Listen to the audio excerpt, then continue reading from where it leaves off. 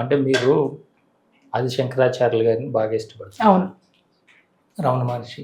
Yes. అలాంటప్పుడు అంటే ఆ యొక్క వాళ్ళు చెప్పినప్పుడు వాళ్ళే మీకు అది చెప్తున్నట్టుగా, మీకు అది చదువుతున్నప్పుడు గట్టుగా వాళ్ళే మీతో అంటున్నట్టుగా అట్లా అనిపిస్తుంది. నాకు బుక్ చదివేటప్పుడు అలా చాలా అనిపిస్తుంది. అందుకే నేను ఆడియో బుక్స్ విన్నాను. నేను ఒక ఆథర్ గురించి చదువుతుంటే మొత్తం ఆథర్ గురించి రీసెర్చ్ చేసి వాళ్ళ వీడియో టాక్స్ విని అవన్నీ వింటా. ఇప్పుడు స్వామి చిన్మయానంద చెప్తే ఆయన టాక్స్ వింటా. నేను చాలా మిమిక్ చేస్తుంటా ఇంట్లో, ఎవరిని వింటే వాళ్ళలా మాట్లాడడం మొదలెడతా ఇంట్లో. నేను మా ఆయనకి కానీ మా పిల్లలు కానీ స్వామి చిన్మయానంద ఏదైనా చెప్తే ఆయనలా చెప్తాను అనమాట. ఆయన బుక్ లో చెప్తే ఆయనలా చెప్తా. అప్పుడు ఏమవుతుందంటే నేను ఐ ఫీల్ లైక్ నాకు వాళ్ళు పోయారు, ఇప్పుడు కాదు. ఆది శంకరాచార్య ఎప్పుడు చూడలేదు కాబట్టి ఏదైనా సినిమాలో చూసాను అనుకోండి, అదే అనుకుంటా ఈయన ఇలాగానే. కానీ నేను బుక్ చదివేటప్పుడు నాకు అనిపిస్తుంది అలా. అందుకే నేనే చదువుతా బుక్, ఫిజికల్ గా నేనే చదువుతాను. నేను ఈ బుక్ చదవను, ఆడియో బుక్ వినను. ఎందుకంటే ఎవరో స్టాండ్ లో విన్ను, నేను చదువుతాను అండ్ వాళ్ళ గురించి రీసెర్చ్ చేస్తాను. కాబట్టి నాకు చాలా మటుకు వాళ్ళు నాతో చెప్తున్నట్టు డైరెక్ట్ కాన్వర్సేషన్. ఇప్పుడు మీరు బుక్ రాశారనుకోండి, నేను బుక్ చదివినా బికాస్ మీతో కలిసాను కాబట్టి నేను ఆ బుక్ చదివేటప్పుడు కాన్వర్సేషన్ లా అనిపిస్తుంది. అలా అదే అంటే వాళ్ళే మన కోసం చెప్తున్నట్టుగా. అంతే. మనం చదువుతున్నది మన వాయిస్ రాదు, అక్కడ రాలేదు, వాళ్ళ వాయిస్ లో వస్తున్నట్టుగా. అవును. అంటే ఇప్పుడు ఇంత నాలెడ్జ్ ఉంది బయట, రకరకాల సైన్స్ అంతా డెవలప్ అయింది, అన్నీ మనకు అందుబాటులో వచ్చేసినాయి కదా. ఈ స్పిరిచువాలిటీ అనేది ఇప్పుడు అవసరం ఉందా? స్పిరిచువాలిటీ అంటే ఏం లేదండి, మనీ గురించి మనం తెలుసుకోవడమే. అది తెలుసుకోకపోతే ఒక వెలితి ఉండిపోతుంది లైఫ్ లో. నేను చెప్పాను కదా ఇందాక ఒక అతని గురించి, he has everything in life. He says I don't know why I'm depressed, I feel empty అంటున్నాడు. People will come to that where desires. మీరు డిజైర్ తప్పు కాదు, కోరిక ఉండడం తప్పు కాదు. కోరికలన్నీ తీర్చేసుకున్న తర్వాత మనం ఇది చేసాం, car first, cycle, scooter, car, దాని తర్వాత కొన్ని రోజులు హ్యాపీగా ఉంటుంది. అయిపోయిన తర్వాత ఓకే డ్రైవ్ చేస్తున్నాం, వస్తున్నాం, it's okay. Mercedes, BMW, okay. Then what? ఆ దెన్ వాట్ అన్న క్వశ్చన్ వచ్చినప్పుడు మీకు సొల్యూషన్, అప్పుడు ఎగ్జిస్టెన్షియల్ క్వశ్చన్స్ అడుగుతారు. నా పర్పస్ ఏంటి, నేను ఏం చేయాలి, నా రోల్ ఏంటి, నాకు ఎందుకు హ్యాపీనెస్ కాలేదు, అన్నీ ఉన్నా ఎందుకు హ్యాపీనెస్ కాలేదు. ఈ క్వశ్చన్స్ వచ్చినప్పుడు you are at the place of opening the doors for spirituality. అది నార్మల్ ప్రోగ్రెషన్, ఎవరికైనా వస్తుంది, ఆటోమేటిక్గా వస్తుంది అంతే. అందుకని స్పిరిచువాలిటీ కావాలి అంతే. అంటే ఎప్పుడైనా కూడా అండి మనం ఎమోషనల్గా ఒకదానికి కనెక్ట్ అయిపోతాం. ఇప్పుడు మీరు ఈ వర్క్ చేస్తున్నారు, దీనికి మీరు ఎమోషనల్గా కనెక్ట్ అయి ఉన్నారా? ఇన్ కేస్ ఇది లేదు అంటే మీరు ఎట్లా ఉంటారు? నో, ఇమోషనల్లీ నేను కనెక్ట్ అవ్వను. నేను వైరాగ్యం, వివేకం, వైరాగ్యం, రైట్. నాకు ఇది ఇష్టం ఇప్పుడు చేయడం. ఇప్పుడు టుమారో ఇంకోటి ఏదో వచ్చింది అనుకోండి, ఇప్పుడు రేపు నేను ఎందుకో ఫర్ వాట్ ఎవర్ రీజన్ నేను ఐటీలోకి వెళ్ళాలి అంటే నేను వెళ్ళిపోతా, నాకు అదేం లేదు. నేను ఐటీలో ఉన్నప్పుడు వెల్త్గా అనిపించింది, నాకు ఎప్పుడు లైఫ్లో ఏది వెల్త్గా అనిపించలేదు. ఎందుకు? అండర్లైన్ నేను ఏం చేస్తున్నా నా పర్పస్ ఆఫ్ లైఫ్ నడుస్తూనే ఉంది. అది ఉన్నప్పుడు కంటెంట్మెంట్ ఉంటుంది. కంటెంట్మెంట్ ఉంది కాబట్టి నాకు వెల్త్గా అనిపించదు. These are all different mediums అంతే. ఇప్పుడు ఇంతకుముందు ఇది చేశాను, ఇప్పుడు ఇది చేస్తున్నాను. టుమారో ఇది కాకుండా నన్ను వేరే యాక్టింగ్లోకో సింగింగ్లోకి వెళ్ళమంటే మేబీ అక్కడ చేస్తానేమో, నేను నేర్చుకుని ఇంకోళ్ళకి నేర్పిస్తానేమో. It as long as underline you are content, మన మనసుకి కంటెంట్మెంట్ ఉంటే ఏదన్నా పర్వాలేదు. అంటే యాక్సెప్టెన్స్ అంతే, ఏదన్నా యాక్సెప్టెన్స్ దాంట్లో చేస్తారు. అంటే మీరు ఇంత వర్క్ చేస్తూ వస్తున్నారు, కరోనా టైం నుంచి ఇవన్నీ చేస్తున్నారు కదమ్మా. మీ దగ్గరికి వచ్చిన వాళ్ళల్లో వాళ్ళు బెటర్ అయ్యి చెప్పినప్పుడు మీకు ఎంతో హ్యాపీనెస్ వచ్చి ఉంటుంది. మనం చేసాం కాబట్టి వీళ్ళు ఇలా అయ్యింది, మన దగ్గరికి వచ్చారు, చాలా సంతోషం. అంటే నా లైఫ్కి నేను ఎందుకు వచ్చాను ఈ భూమి మీద కంటే దీనివల్ల నాకు సాటిస్ఫాక్షన్ దొరికింది అనేవి ఉంటాయి కదా కొన్ని కేసులు. అలాంటివన్నా 2-3 ఎగ్జామ్స్ మాకు చెప్తారా? 36 year old ఒక ఆమెకి, ఆమె వాళ్ళ హస్బెండ్ కోవిడ్లో పోయారు. కోవిడ్ వచ్చి 2 పిల్లలు, తనకే MS వచ్చింది, మల్టిపుల్ స్క్లెరోసిస్. ముందర నుంచి సైన్స్ ఉన్నా తనకు తెలుసుకోలేకపోయింది.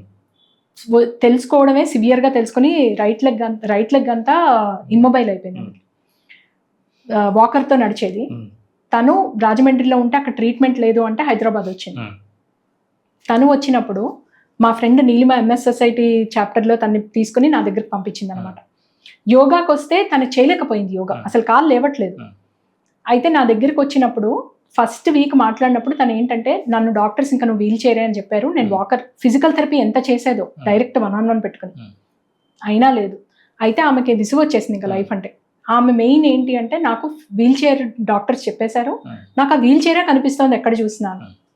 ఆమె ఫస్ట్ టైం మాట్లాడినప్పుడు అంతా ఫియర్. నేనేమని అడిగాను, ఓకే వీల్ చైర్లో ఉంటే ఏమవుతుంది, డాక్టర్స్ వీల్ చైర్ అని చెప్పారు, దట్ ఈస్ యువర్ ఫ్యూచర్, ఏమవుతుంది ఏమవుతుంది ఏమవుతుంది. ఆమె వర్స్ట్ ఫియర్ వరకు తీసుకెళ్ళాను. తీసుకెళ్తే మా పిల్లల్ని ఎవరు చూసుకుంటారు, 2 ఆడపిల్లలు, ఇన్కమ్ లేదు, హస్బెండ్ లేడు, ఇలా అన్నీ చెప్పింది మొత్తం. చెప్పిన తర్వాత ఎప్పుడైతే ఆమె నా స్టెప్స్ అన్నిటికీ తీసుకెళ్ళి వర్స్ట్ కేస్ సినారియో తీసుకెళ్ళానో, మళ్ళీ బ్యాక్ తీసుకొచ్చి ఈ రోజు నువ్వేం చేయగలవు దాని గురించి అలా మాట్లాడి ఆ టూల్స్ అన్నీ చెప్పిన తర్వాత ఆమె సెకండ్ వీక్ 5 weeks పే చేసింది. 5 week ప్యాకేజ్ తీసుకుంది అమ్మాయి. అని ఆమె ఎలా వచ్చిందంటే, నా ప్రాబ్లమ్ సాల్వ్ అయ్యేది కాదండి, చూద్దాం, అన్ని రాళ్ళు విసురుతున్నాను చూద్దాం అన్నట్టు వచ్చింది. ఆమె ఫుల్ హోప్లెస్ గానే వచ్చింది. అది సెకండ్ సెషన్ వచ్చేసరికి మాధురి గారు నా భయం పోయిందండి అని చెప్పింది. That's a huge accomplishment. భయం పోవడం అనేది huge accomplishment. I was surprised. I'm like, oh my God, నేను కాదు, నువ్వు జీనియస్వి, ఎలా పోగొట్టుకున్నావు, నేనేం చెప్పానో నాకు తెలియదు కానీ నువ్వు పోగొట్టుకున్నావు. సెకండ్ వీక్ వచ్చిన తర్వాత నేను అప్పుడు టైంలో ఉగాది టైం నడుస్తుంది. ఉగాది అప్పుడు ఆమె దాని ముందర కన్నా అనుకుందిట, శ్రీరామనవమికి వాళ్ళ అపార్ట్మెంట్లో ఒక టెంపుల్ ఉంది, కొన్ని స్టెప్స్ ఉన్నాయి. నా అపార్ట్మెంట్ నుంచి నేను నడిచి వెళ్ళి టెంపుల్కి వెళ్ళాలి, అది కోరిక పెట్టుకున్నాను. కానీ అది ఇంపాసిబుల్ చెప్తోంది, నా కోరిక అని చెప్తే, కానీ అది ఇంపాసిబుల్ అండి, నా ఉన్న పరిస్థితికి నేను వాకర్లతో స్టెప్పులు వాటి మీద ఏం వెళ్తాను, ఆల్రెడీ మా పిల్లలిద్దరూ నన్ను హెల్ప్ చేస్తే కానీ నేను నడవలేను. అప్పుడు ఆమెకి ఇంటెన్షన్, మేనిఫెస్టేషన్ అవన్నీ నేర్పించా, ఎలా మేనిఫెస్ట్ చేసుకోవాలి. నువ్వు విశ్వంలో ఏం కావాలనుకున్నా, మన మ్యాగ్నిఫైయింగ్ గ్లాస్ ఉంటుంది చూడండి, న్యూస్ పేపర్ మీద సన్ అందరికీ మంచిగా హాయిగా ఉంటుంది, మీరు మ్యాగ్నిఫైయింగ్ గ్లాస్ పెట్టారంటే పేపర్ కాలుతుంది. అలాగే మన ఫోకస్ని, మా పిల్లాడు టేక్వాండో చేస్తారు మా పిల్లలు ఇద్దరు, with 1 focus and 1 mind you can achieve anything. నేను అన్నా మీది మొత్తం కేంద్రీకరించి నేను నడిచి అక్కడికి వెళ్ళాలి. ఇంటెన్షన్ సెట్టింగ్, మేనిఫెస్టేషన్ అవన్నీ నేర్పించాను. వాకర్ తీసేసింది సెకండ్ వీక్. వాకింగ్ స్టిక్తో ఇంట్లో ఇలా వాబ్లీగానే నడుస్తోంది, కానీ పిల్ల కూతుర్ని ఇలా పట్టుకుని అలా చేస్తూ వీడియో పంపించింది మాధురి గారు అని. I was so happy. Third week she went, steps ఎక్కింది, పడిపోతూ ఆగుతూ కూర్చుంటూ సంహవ్ ఎక్కింది, వీడియో తీసి పంపించింది. 5th వీక్ వచ్చేసరికి మాధురి గారు నా లైఫ్ పర్పస్ ఏంటి, she moved from victim mode, self empowerment fix చేసుకుంది, పైకి లేచింది. ఇప్పుడు నాకు దేవుడు ఇది ఎందుకు ఇచ్చాడు, మీరు కారణం లేని కార్యం జరగరంటారు, నాకు ఎందుకు వచ్చింది ఎంఎస్, నేను ఎలా హెల్ప్ చేయాలి, నేను ఇప్పుడు మీ దాంట్లో తీసుకున్నాను, నాకు చాలా దృఢంగా ఉంది, నేను ఎవరికో ఒకరికి హెల్ప్ చేయాలి, నేను ఎలా. ఆమె అక్కడి నుంచి వచ్చి సర్వీస్ మోడ్కి వచ్చేసింది. That was such a wonderful journey. ఆమె వాళ్ళ అందరికీ చెప్తూ ఉంటుంది, వాళ్ళ చెల్లెలకి వాళ్ళందరికీ చెప్పి నువ్వు వెళ్ళు అని చెప్తూ ఉంటుంది. So it was very nice.